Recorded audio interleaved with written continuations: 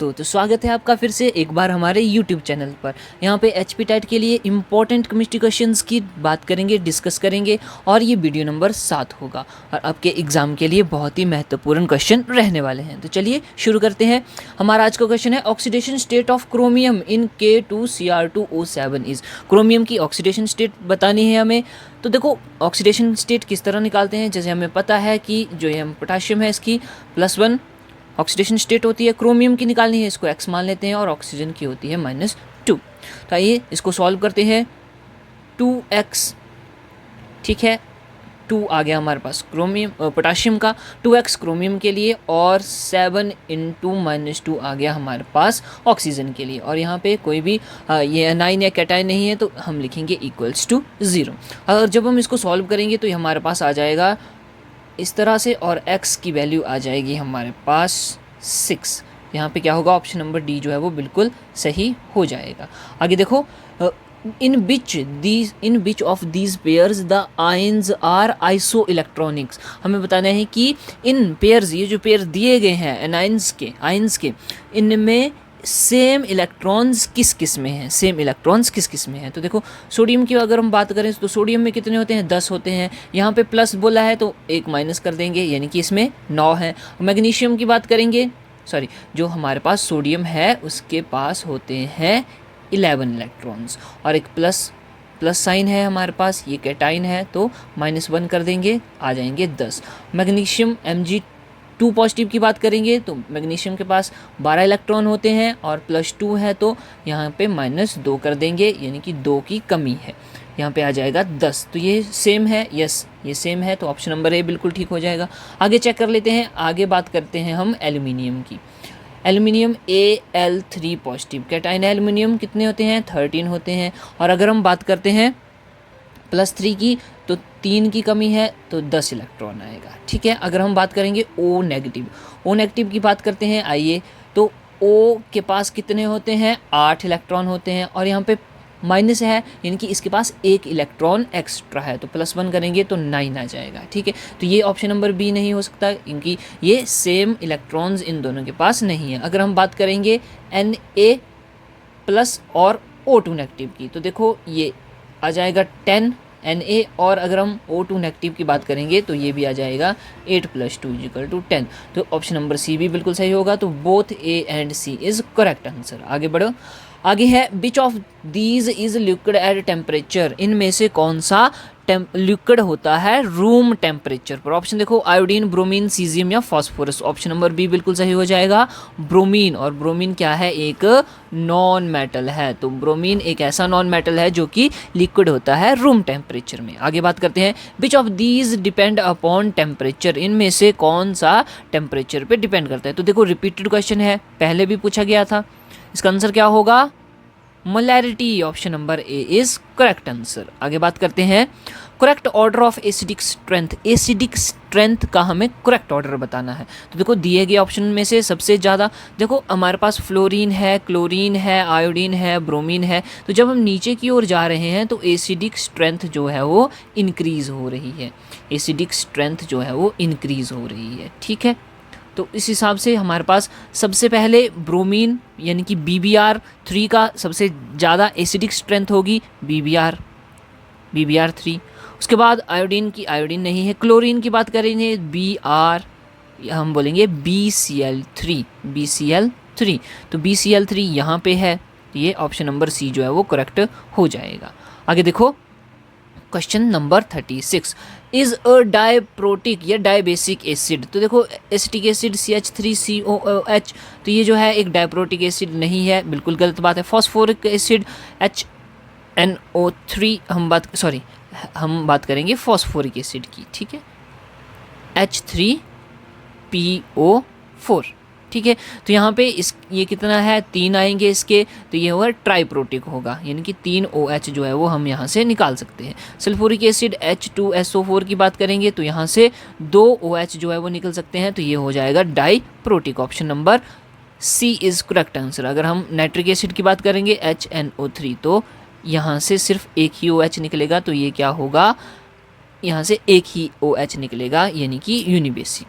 आगे बात करते हैं, नेक्स्ट है dash has the highest catenation capacity, किसके पास सबसे ज़्यादा कैटेनेशन कैपेसिटी होती है। ऑप्शंस हमारे पास क्या क्या हैं, देखो ऑक्सीजन, सल्फर, कार्बन या नाइट्रोजन।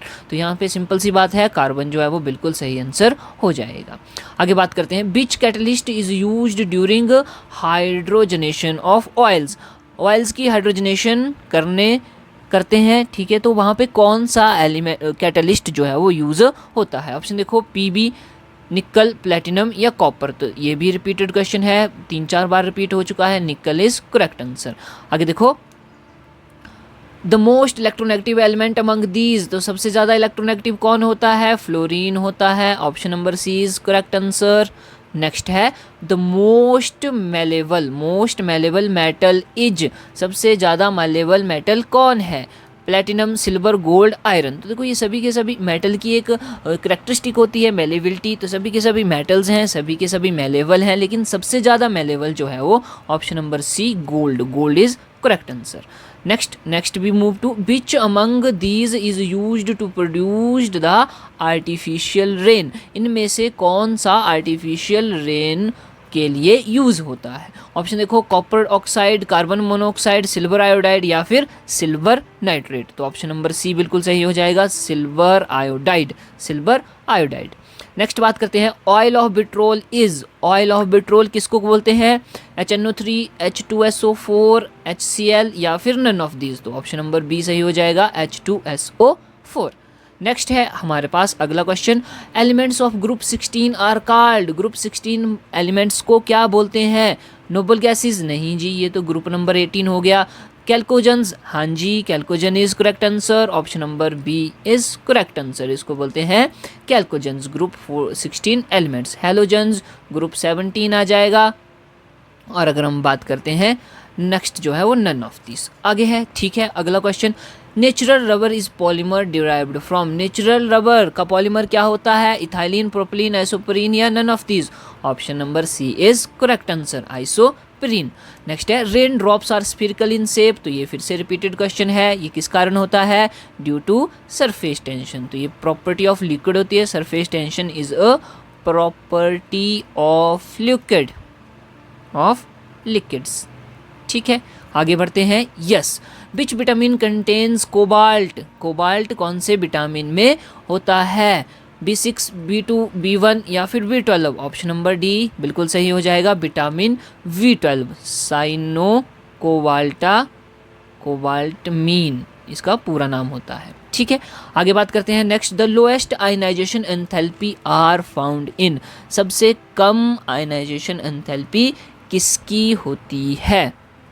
ऑप्शन है आपके पास inert gases, metal, alkali metals, ठीक है, ट्रांजिशन एलिमेंट्स या हेलोजन्स। तो इसका सही आंसर होगा alkali metals, option number B, ठीक। आगे क्वेश्चन बोलता है द एटम्स C613 या 7N14 आज described as isobar, isotones, isotopes या फिर आइसोटोप्स ऑफ कार्बन। तो ऑप्शन नंबर डी होगा नहीं। आइसोटोप्स क्या होते हैं, एटॉमिक नंबर जो है वो सेम होता है, but mass number is different, ठीक है। तो देखो यहाँ पे बात कर रहे हैं हम आइसोटोप्स की, तो सेम एटॉमिक नंबर है नहीं, तो ये भी नहीं होगा। आइसोबार की बात करते हैं, आइसोबार्स में क्या होता है, same atomic mass but different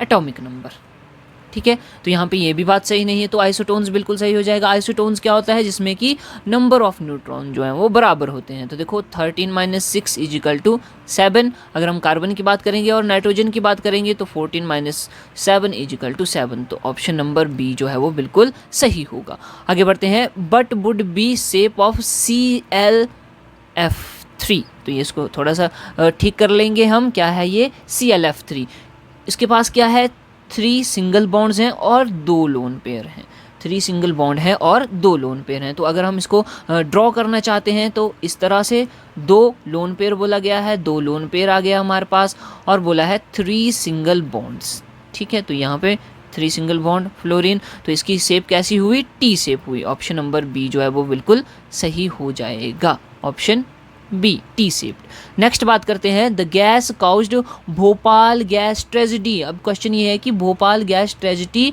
कब हुई, बहन, ठीक है, तो ये आपको कमेंट सेक्शन में ज़रूर बताना है। अब देखो ऑप्शंस हैं, कौन सी गैस जो है वो यहाँ पे यूज़ हुई थी, MIC मिथाइल आइसो साइनाइड, और इसका जो स्ट्रक्चर होता है या इसका फॉर्मूला जो होता है वो होगा CH3N double bond C double bond O। Option number C is correct answer. ठीक है, आगे बात करते हैं नेक्स्ट की। But are the fundamental particles present in nucleus of atom. Nucleus of atom में कौन से फंडामेंटल पार्टिकल्स पाए जाते हैं? Electron proton, proton neutron, neutron electron या न्यूट्रॉन पॉजिट्रॉन। ऑप्शन नंबर सही हो जाएगा proton and neutrons, B, option number B. ठीक, आगे बात करते हैं नेक्स्ट की। IUPAC name of CH2 C double bond O CH3 twice, इसका हमें IUPAC नेम बताना है। तो देखो ROR तो ये आपको कीटोन लग रहा है, बिल्कुल ये तो कीटोन है। ठीक है, तो इसका IUPAC नेम क्या होगा फिर? तो देखो यहाँ पे 1, 2 और 3, यहाँ पे 4। तो 4 पे हमारे पास क्या होता है? ब्यूटेन। ठीक है, ब्यूटेन आता है। और अगर हम एक और बात कर लें तो इसी के साथ हमारे पास मिथाइल ग्रुप भी लगा है।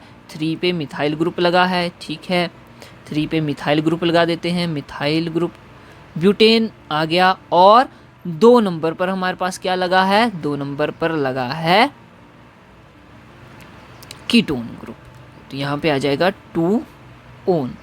तो ये आ जाएगा हमारे पास IUPAC name 3 butane 2 one, option number B. Option number B is correct answer. Next बात करते हैं, which among these is strongest acid. इनमें से स्ट्रॉन्गेस्ट एसिड कौन होगा? Trichloroacetic acid, acetic acid, dichloroacetic acid या क्लोरोएस्टिक एसिड। तो ऑप्शन नंबर ए बिल्कुल सही हो जाएगा, ट्राइक्लोरोएस्टिक एसिड, क्योंकि यहाँ पे 3 क्लोरो लगे हैं एस्टिक एसिड के साथ, तो ये इफेक्ट करेगा और सबसे स्ट्रॉन्ग एसिड बनाएगा।